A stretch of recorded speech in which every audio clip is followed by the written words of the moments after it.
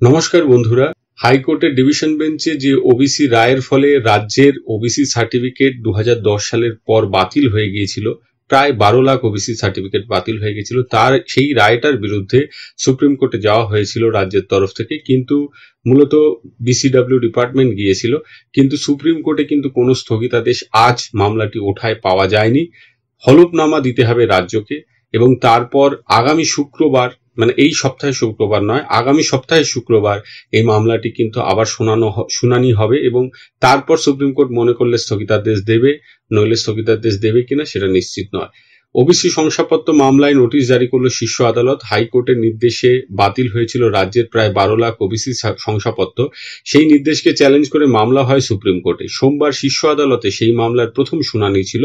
Supreme কোর্টের প্রধান বিচারপতি ডিওয়াই চন্দ্রচূড়ের বেঞ্চ সোমবার ওবিসি তালিকাভুক্ত 77টি সম্প্রদায়ের বিষয়ে রাজ্যের থেকে হলফনামা তলব করেছে। শীর্ষ আদালতের নির্দেশ, 1 সপ্তাহের মধ্যে ব্যাখ্যা সহ হলফনামা জমা দিতে হবে রাজ্যকে।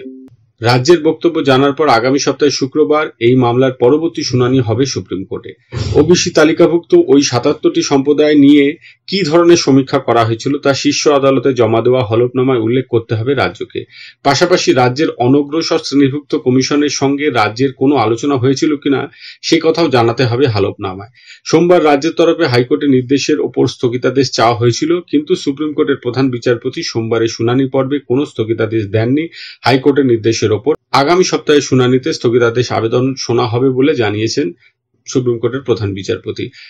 এইটি আনন্দবাজার অনলাইন সংস্করণে প্রকাশ হয়েছে এই খবরটি, এই আপডেটটি আপনাদের সাথে শেয়ার করলাম। আরেকটা জিনিস, এই 77টি সম্প্রদায়ের ওবিসি তালিকাভুক্ত বর্তমানে নেই, যাদের নিয়ে কেস চলছে, সেই তালিকা আমি আমার আগের ভিডিওতে দিয়েছি। সেই ভিডিওর আই বাটনের লিংক আমি দিয়ে দিচ্ছি, আপনারা দেখে নেবেন। আপাতত এইটুকু। সকলে ভালো থাকবেন, সুস্থ থাকবেন।